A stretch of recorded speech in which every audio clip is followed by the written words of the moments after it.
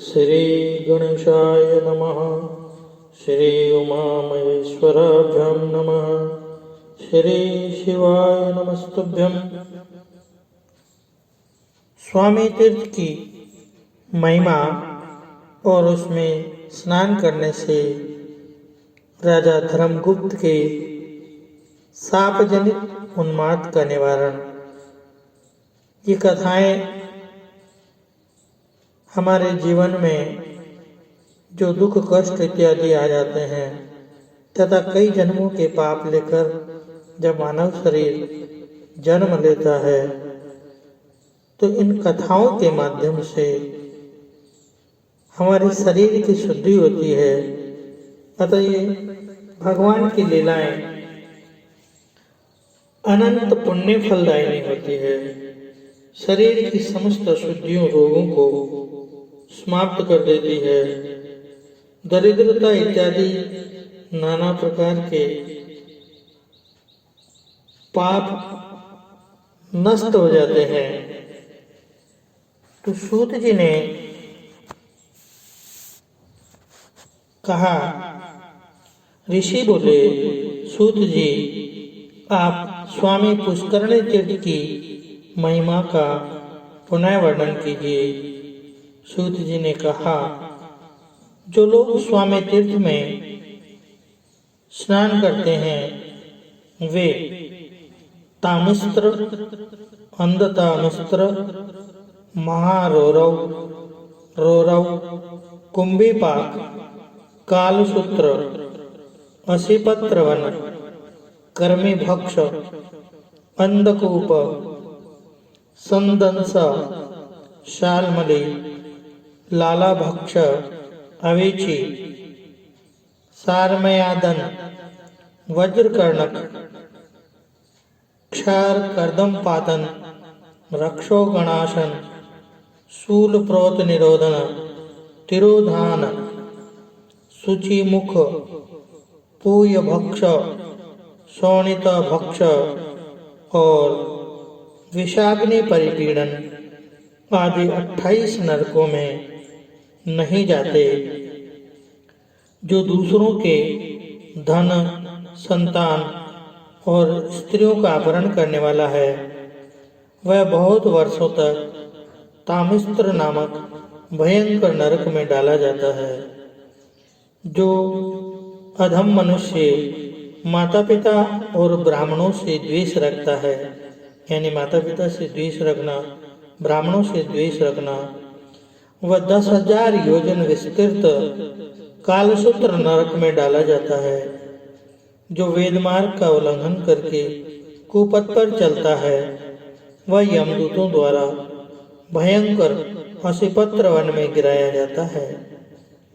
जो पकवान और दाल, शाक आदि अन्न पंक्ति भेद करके खाता है, अर्थात अपने अपने को जिम्मा देता है और किसी अन्य दूसरे व्यक्तियों को ज़्यादा महत्व नहीं देता और मोहवश पंच यज्ञों का अनुष्ठान किए बिना ही भोजन करता है, वह कर्मी भोजन नरक में डाला जाता है, जहाँ सैकड़ों कीड़े उसको खाते हैं और वह भी कीड़ों को ही खाकर रहता है। जो स्नेह अथवा बल से ब्राह्मण का धन हड़प लेता है तथा जो राजा या राजपुरुष दूसरों के धन का अपहरण कर लेता है वह संदंश नामक भयंकर नरक में गिराया जाता है।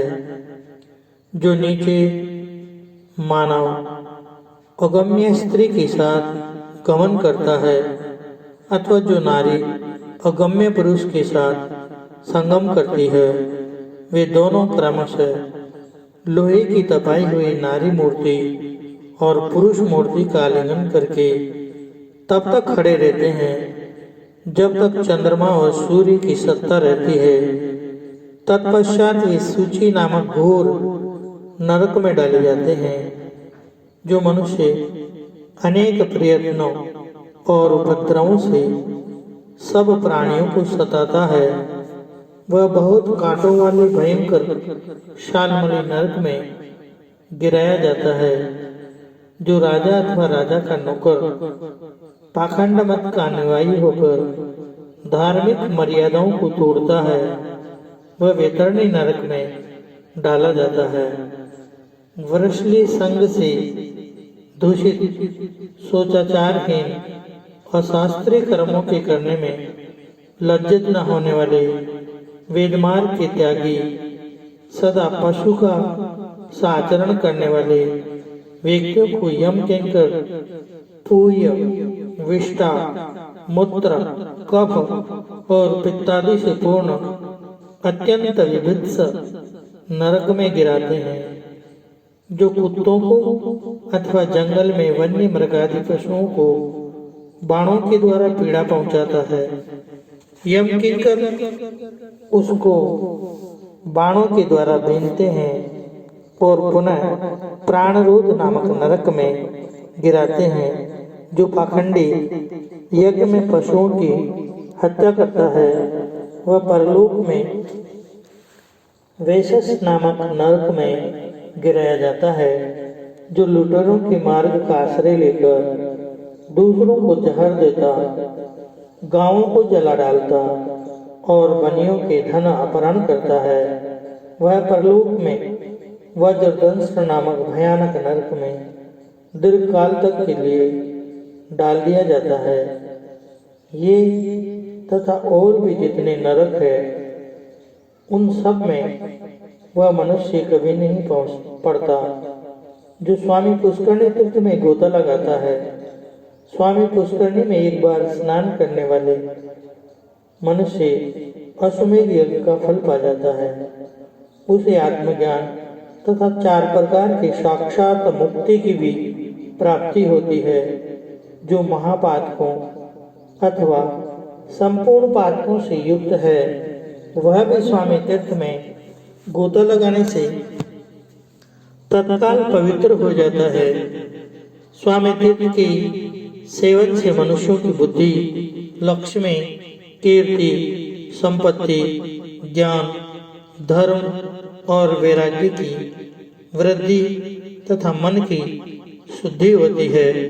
इस प्रकार अद्वैत ज्ञान, भोग और मोक्ष तथा मनोवांछित कामना प्रदान करने वाले अज्ञान नाशक स्वामी तीर्थ के प्रभाव का वर्णन किया गया, जो मनुष्यों के समस्त पापों का नाश करने वाला है। नैमिषारण्य निवासी महर्षियों, मैंने तुम लोगों से स्वामी तीर्थ की महिमा का अभी और वर्णन करूंगा। चंद्रवंश में नंद नाम से प्रसिद्ध एक महाराज थे, जो समुद्र पर्यंत पृथ्वी का धर्मपूर्वक पालन करते थे। उनके एक पुत्र हुआ, जिसका नाम धर्मगुप्त था। नंद ने राज्य की रक्षा का भार अपने पुत्र पर रख दिया और स्वयं इंद्रियों को वश में करके आहार पर विजय पाकर तपस्या के लिए तपोवन में चले गए। पिता के तपोवन चले जाने पर राजा धर्मगुप्त ने सारी पृथ्वी का पालन किया।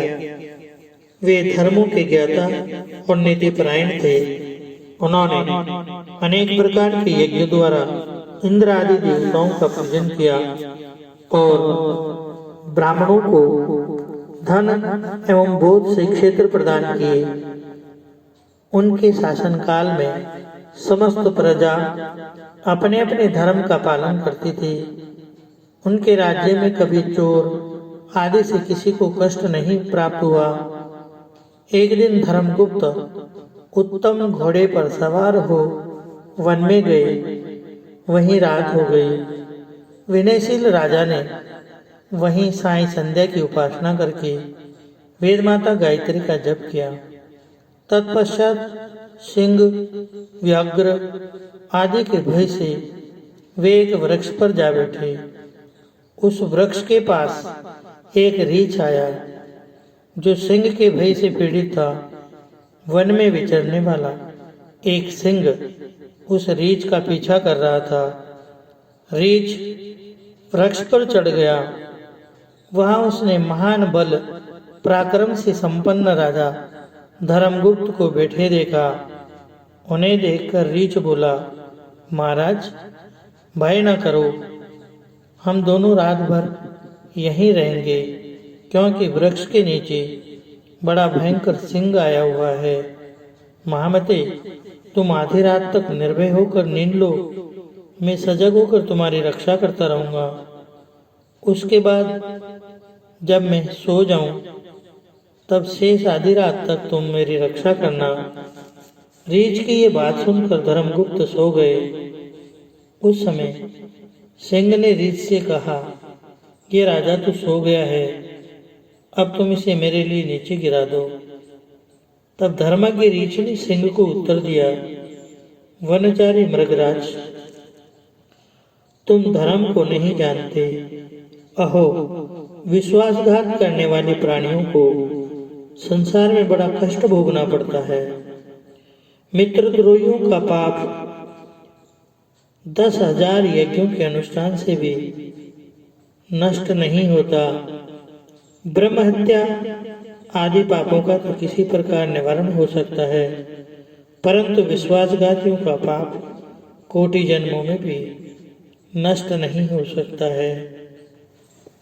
सिंह, मैं मेरु पर्वत को इस पृथ्वी का बड़ा भारी भार नहीं मानता। संसार में जो विश्वासघाती हैं, उसी को मैं भूतल पर महान भार समझता हूँ। रीछ के ऐसा कहने पर सिंह चुप हो गया। तत्पश्चात धर्मगुप्त जागे और रीछ वृक्ष पर सो गया। तब सिंह ने राजा से कहा, इस रीछ को नीचे छोड़ दो। तब राजा ने अपने अंक में सिर रखकर सोए हुए रीछ को पृथ्वी पर ढकेल दिया। राजा के गिराने पर रीछ वृक्ष की डाली पकड़ता लटक गया। वह पुण्यवश वृक्ष से नीचे नहीं गिरा। अब वह राजा के पास आकर क्रोधपूर्वक बोला, राजन, मैं इच्छानुसार रूप धारण करने वाला ध्यानकाष्ठ नामक मुनि हूँ। मेरा जन्म भृगुवंश में हुआ है। मैंने स्वेच्छा से रीछ का रूप धारण किया है। मैंने तुम्हारा कोई अपराध नहीं किया था, फिर सोते समय तुमने मुझे क्यों ढकेला? जाओ, मेरे साप से बहुत शीघ्र पागल होकर पृथ्वी पर विचरो। राजा को इस प्रकार साप देकर मुनि ने सिंह से कहा, तुम सिंह नहीं महायक्ष हो। पहले कुबेर के मंत्री थे। एक दिन अपनी स्त्री के साथ हिमालय के शिखर पर आकर अनजान में गौतम मुनि के समीप ही तुम विहार करने लगे थे। देव की प्रेरणा से महर्षि गौतम समिधा लाने के लिए कुटी से बाहर निकले।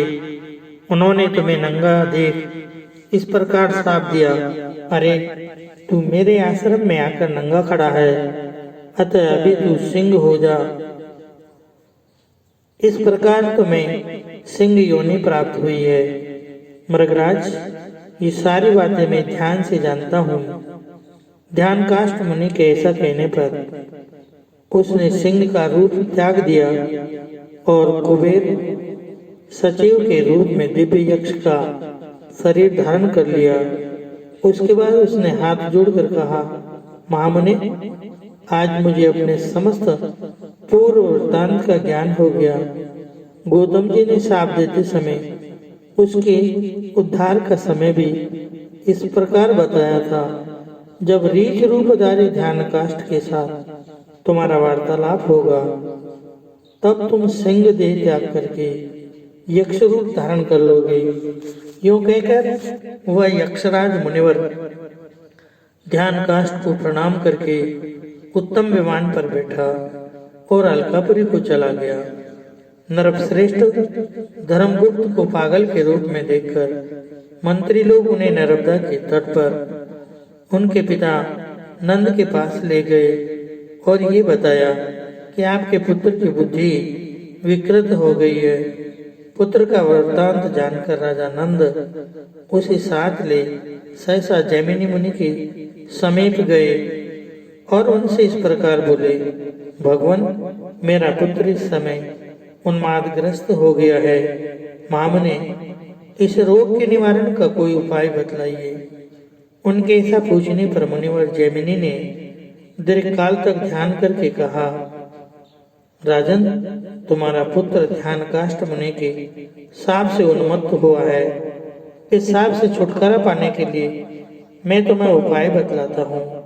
स्वर्णमुखरी नदी के तट पर एक वेंकट नाम से प्रसिद्ध पर्वत है, जो सब पापों को हरने वाला तथा परम पवित्र है। उसके शिखर पर स्वामी पुष्करणी नामक एक बड़ा भारी तीर्थ है। मामते वही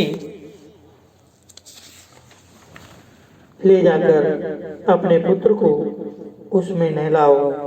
ऐसा करने से इसका उन्माद तत्काल नष्ट हो जाएगा। यह कहकर राजा नंद ने मुनि श्रेष्ठ जैमिनी को प्रणाम किया और पुत्र को लेकर वे स्वामी पुष्करणी तीर्थ को गए। वहां नियम पूर्वक पुत्र को नहलाया। स्नान करते ही उसी क्षण उसका उन्माद नष्ट हो गया। राजा नंद ने स्वयं भी स्वामी पुष्करणी के जल में स्नान किया, फिर पुत्र के साथ एक दिन उस तीर्थ में निवास किया और वेंकटगिरी के स्वामी दयानिधान भगवान श्रीनिवास की सेवा करके पुनः तपस्या के लिए वन को प्रस्थान किया। पिता के चले जाने पर राजा धर्मगुप्त ने भगवान वेंकटेश्वर में भक्ति रखते हुए ब्राह्मणों को बहुत धन धान्य और क्षेत्र प्रदान किए। तत्पश्चात मंत्रियों के साथ वे अपनी नगरी को चले गए। ब्राह्मणों, इस प्रकार तुमसे मैंने राजा धर्मगुप्त की कल्याणमयी कथा सुनाई। इसके श्रवण मात्र से ब्रह्म हत्या का नाश हो जाता है। अतः ये कथा हमें नित्य प्रतिदिन सुनते रहने से हमारे कई जन्मों के पाप नष्ट हो जाते हैं।